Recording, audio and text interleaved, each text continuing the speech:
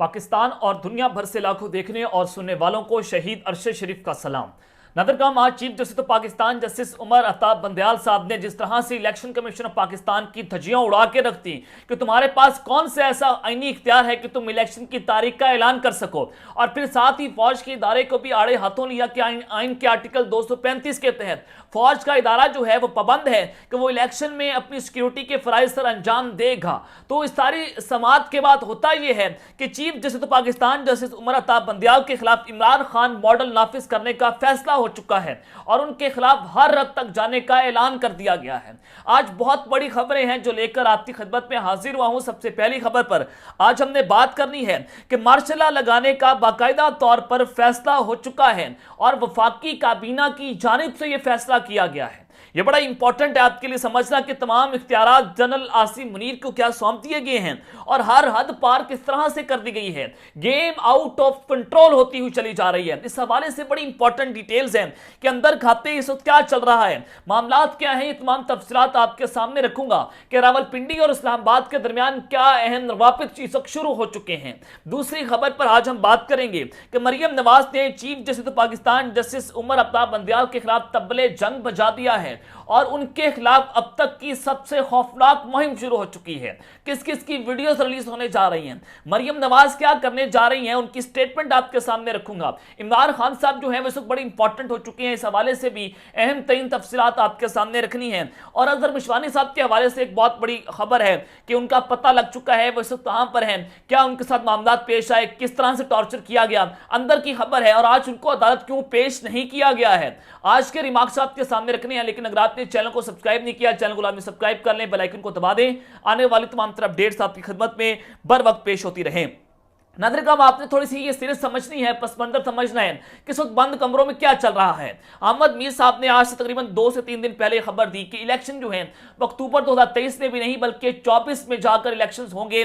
बंद कमरों में फैसले हो चुके हैं और होता यह था माजी में कि पहले अदलिया और इस्टेब्लिशमेंट जो है वो सियासी जमातों के खिलाफ खड़ी हो जाती थी, लेकिन अब की बार इस्टेब्लिशमेंट और 13 पार्टियों का इत्तेहाद एक पार्टी के खिलाफ खड़ा हो चुका है, एक शख्स के खिलाफ खड़ा हो चुका है, बल्कि पूरे का पूरा निजाम उस शख्स के खिलाफ काम कर रहे हैं। लेकिन अब की बार अदलिया ने इस सारे गंदे खेल का हिस्सा बनने से साफ साफ इनकार कर दिया है, अदलिया ने झुकने से इनकार कर दिया है। मुनीफ फारूक कहते हैं कि जनाब जनरल आसिम मुनीर इमरान खान साहब को अपना दुश्मन समझते हैं, ये बड़ा इंपॉर्टेंट है। और उन्होंने कहा कि जनरल आसिम मुनीर इमरान खान को बतौर वज़ीर आज़म पसंद नहीं करते, यानी कि एक शख्स फैसला करेगा कि कौन पाकिस्तान का वज़ीर आज़म होगा और कौन पाकिस्तान का वज़ीर आज़म नहीं होगा।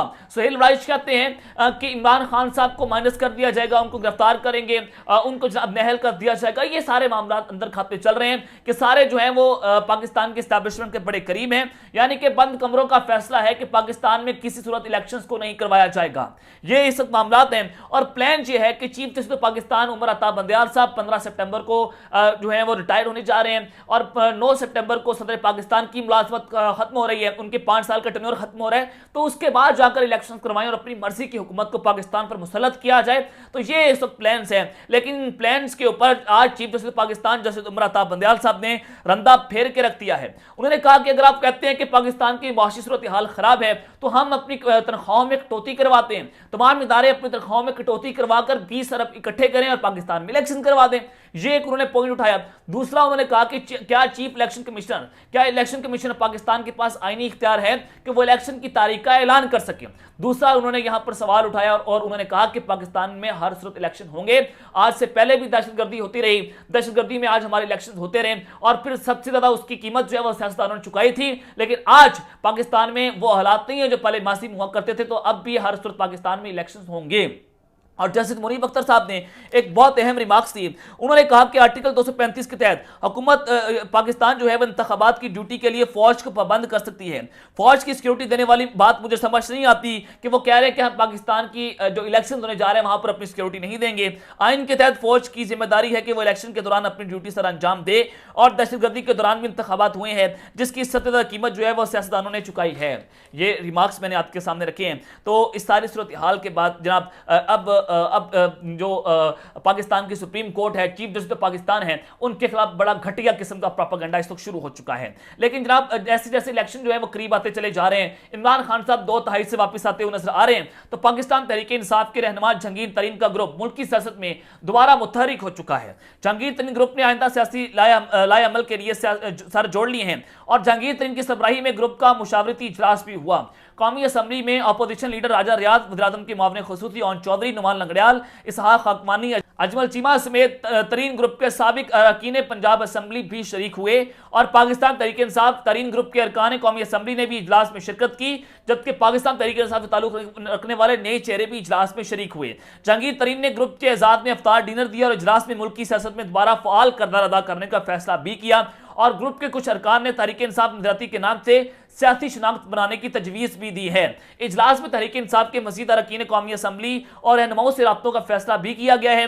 इजलास में इत्तफाक हुआ कि मुल्क की सियासत में तरीन ग्रुप भरपूर किरदार अदा करेगा और मुल्क की सियासत पर नजर रखते हुए मज़ीद इजलास भी किए जाएंगे। और इजलास में शुरा की राय थी कि इमरान खान की पॉलिसियों ने पार्टी को तबाही से दो चार कर दिया है और पार्टी की बड़ी तादाद में रहनुमा इमरान खान की सियासत इलाकी का ऐलान करना चाहते हैं। तो यह बड़ा वाज़ेह है कि इमरान खान साहब की पार्टी को तोड़ने के लिए पाकिस्तान के एस्टैब्लिशमेंट ने बहुत बड़े फैसले लेना शुरू कर दिए हैं और पाकिस्तान के एस्टैब्लिशमेंट ने इमरान खान को दीवार से लगाने का एक नया मनसूबा तैयार कर लिया है। लेकिन अजहर मशवानी साहब के हवाले से खबर रखना आपके सामने बड़ा जरूरी है कि तकरीबन 4 से 5 दिन गुजर चुके हैं, पाकिस्तान के इदारों ने उनको ब्लैकमेल किया, उनको अगवा किया और अभी तक उनको अदालत में प्रोड्यूस नहीं किया गया। अजहर मशवानी किस हालत में है, जो उनके साथ टॉर्चर हो रहा है, नंगा किया होगा, उसको टॉर्चर किया होगा, उसको करंट लगाया होगा, जो उससे पहले आजम सबाती और शहबाज गिल साहब के साथ हुआ, तो वही मॉडल जो है वो अजहर मशवानी साहब के साथ लगाने की कोशिशें हो रही होंगी। उनको अगवा किसने किया, आज उसका जवाब कौन देगा? क्या ये कानून से बालातर है? अगर अजहर मशवानी ने जुर्म किया तो उसको कानून सजा देगा। ये इदारे कौन होते हैं उसको सजा देने वाले? लेकिन आज पाकिस्तान की अदालतें जो है वो खामोश हैं, चीफ जस्टिस खामोश है, पाकिस्तान की सुप्रीम कोर्ट खामोश है, इस्लामाबाद हाई कोर्ट खामोश है। लेकिन उस सारी सूरत हाल में मैं आपके सामने कुछ बड़ी खबर रखना चाहता हूं। अजहर मशवानी साहब के हवाले से जो खबर है कि जो उनके खिलाफ मुकदमा दर्ज कर लिया गया है। Lahore high court Rawalpindi bench में अजहर मशवानी लापता केस में FIA और पुलिस हकाम पेश हुए।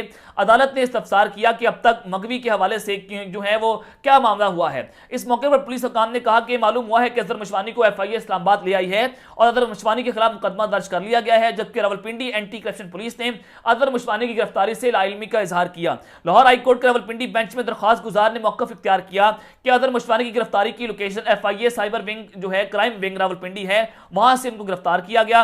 और ये सारा मामला जो है वो सब कुछ आपके सामने है कि 28 मार्च को अदालत ने जो है वो जवाब तलब किया था और आज भी FIA जो है वो अजहर मशवानी साहब को अदालत ने प्रोड्यूस नहीं किया गया। तो बताया ये जा रहा है कि FIA cyber crime wing Rawalpindi में अजहर मशवानी को रखा गया है। लेकिन आपको पता है कि अजहर मशवानी को कहां रखा गया है, इससे पहले क्या होता रहा पाकिस्तान के पॉलिटिशियंस के साथ, पाकिस्तान तहरीक इंसाफ के खिलाफ क्या कुछ होता रहा, ये सब कुछ जो है वो आपके सामने है कि ताकतवर जो है वो क्या कुछ कर रहे हैं। लेकिन जनाब मरियम नवाज जो है उन्होंने chief justice Pakistan justice Umar Ata Bandial साहब के खिलाफ तबले जंग बजा दिया है और कुछ घटिया किस्म की मुहिम जो है उनके खिलाफ शुरू कर दी गई है। बराह रास्त हमले हो रहे हैं, किस किस की वीडियो से आने वाली हैं, ये इस वक्त बड़ा इंपॉर्टेंट हो चुका है।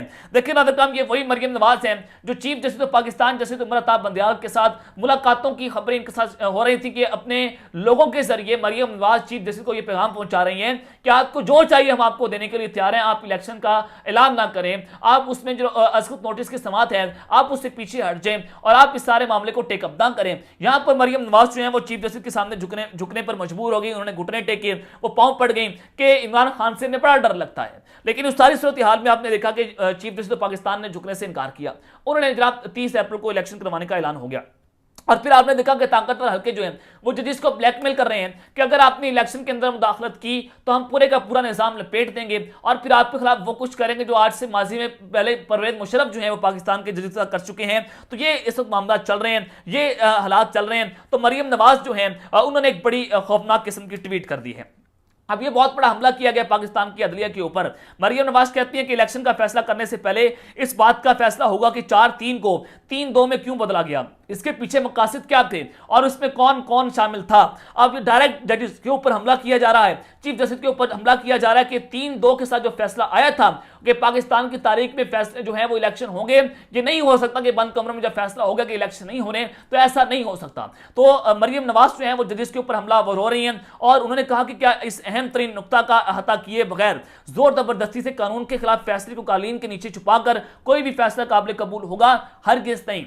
ये तबले जंग बजाया है पाकिस्तान की सुप्रीम कोर्ट के खिलाफ मरियम नवाज ने और खुल्लम खुल्ला तौहीन अदालत की जा रही है, लेकिन अभी तक कानून जो है वो मरियम नवाज को अपनी गिरफ्त में नहीं ले रहा, क्योंकि ये निज़ाम की लाडली है, ये जनाब निज़ाम को बहुत पसंद है, बहुत प्यारी है। तो ये सब कुछ आपके सामने है। तो मरियम नवाज साहिबा के पास वीडियोज़ भी मौजूद हैं, वीडियोज़ के जरिए धमकियाँ दी जाती हैं कि आपकी वीडियोज़ को ब्लैकमेल के जरिए आपकी वीडियोज़ रिलीज हो जाएंगी। इससे पहले मोहम्मद खान भट्टी साहब के जरिए इन्होंने ब्लैकमेल करने की कोशिश की। तो अब अदलिया के खिलाफ एक नई मुहिम जो है उसको शुरू कर दिया गया है। लेकिन जनाब आज जो खूनी खेल खेला गया है वफाकी काबीना की तरफ से वो बड़ा खतरनाक हो चुका है कि एक जानिब तो आज पाकिस्तान की अदलिया जो है वो चुक नहीं रही, आज अदलिया जो है वो इस खूनी खेल का हिस्सा नहीं बन रही। सुप्रीम कोर्ट के वाज़ेह अहकामात आपके सामने है। सुप्रीम कोर्ट ये कह रहा है कि जनाब 30 अप्रैल को इलेक्शन होंगे, हर सूरत होंगे, 8 अक्टूबर तक इलेक्शन किसी सूरत जो है वो नहीं जा सकते। ये सब कुछ आपके सामने। तो जनाब मार्शल लॉ की तैयारियां जो है वो सब मुकम्मल हो चुकी हैं और जो खूनी फैसला हुआ है कि तमाम इख्तियारात जो है पाकिस्तान के आर्मी चीफ को दे दिए जाए और पाकिस्तान को खुले लैन लगा दिया जाए।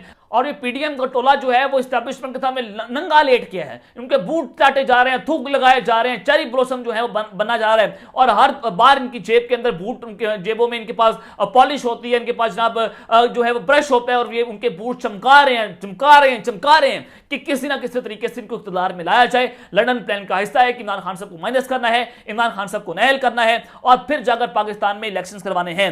तो इस सारी सूरत हाल में जब ये जो मामला हैं कि जो खुद मारा गया पाकिस्तान की तारीख में कि वफाकी हुकूमत का अदालती इस्लाहात के लिए कानून साजी करने का फैसला, और वफाकी हुकूमत ने जो फैसला किया है कि चीफ जस्टिस के खुद नोटिस का लेने का इख्तियार फुल कोर्ट को देने की तजवीज़ पर गौर किया जा रहा है कि चीफ जस्टिस पाकिस्तान जो है वो खुद नोटिस नहीं ले सकते और जो खुद नोटिस लिया था इलेक्शन के मामले के ऊपर अब उससे वापस लेंगे और फिर पाकिस्तान में मार्शल लॉ लगाकर ये जनाब सारा खेल खेला जाएगा। और उन्होंने कहा ARY न्यूज़ के मुताबिक वफाकी हुकूमत ने अदालती इस्लाहात के लिए जो कानून साजी करने का फैसला किया है कि चीफ जस्टिस पाकिस्तान जो है वो खुद नोटिस केस का इख्तियार तनहा इस्तेमाल नहीं कर सकेंगे और खुद नोटिस केस के खिलाफ अपील की हक से मुतल्लिक कानून साजी की जाएगी और सुप्रीम कोर्ट के बेंच तश्कील देने के तरीकाकार को भी तब्दील करने पर गौर किया जाएगा। अब ये अपनी पसंद का बेंच लाएंगे, अपनी पसंद के जजेस लाएंगे और उनके जरिए अपने पसंदीदा फैसले करेंगे, क्योंकि ये 3-4 जजेस जो हैं इन्होंने पाकिस्तान की तारीख में झुकने से इनकार कर दिया। जब झुकने से इनकार किया तो उनको ब्लैकमेल किया गया, वो ब्लैकमेल नहीं हुए। तो जब वो ब्लैकमेल नहीं हो रहे तो पाकिस्तान में मार्शल लॉ लगाया जा रहा है। ये एक मार्शल लॉ है कि जजेस जो है उनको ब्लैकमेल करके और तमाम इख्तियार पाकिस्तान के एस्टैब्लिशमेंट और पीडीएम करेगी, तमाम फैसले ये लोग करेंगे और पाकिस्तान पर शब खून मारा जाएगा और अपनी मर्जी के फैसले होंगे और अपनी मर्जी से पाकिस्तान में इंतखाबात करवाए जाएंगे। ये जनाब इस वक्त अंदर खाते खेल हो रहे हैं। ये इस वक्त पीडीएम की हुकूमत पाकिस्तान पर शब खून मारने की तैयारियां कर रही है। अल्लाह ताला पाकिस्तान की हिफाजत करे। अब तक लेते हैं, अपना ख्याल रखिएगा। इस तरह अपने लाजमी हल करें। अल्लाह ने के बाद पाकिस्तान जिंदाबाद।